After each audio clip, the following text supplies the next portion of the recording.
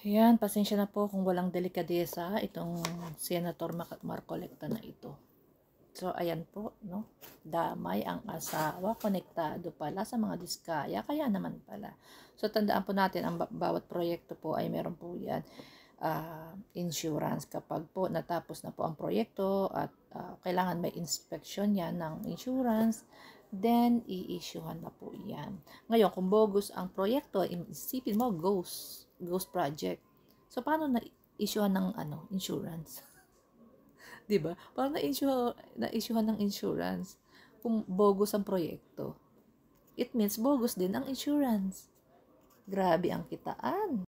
At kung substandard, hindi kalidad po ang pagkakagawa, hindi ito aaprubahan ng insurance. 'Di ba? Kasi malulugi po sila. Pero bakit naaaprubahan? Ay, kolektang-kolekta talaga ang mga kolekta. Ko, business ng buong pamilya.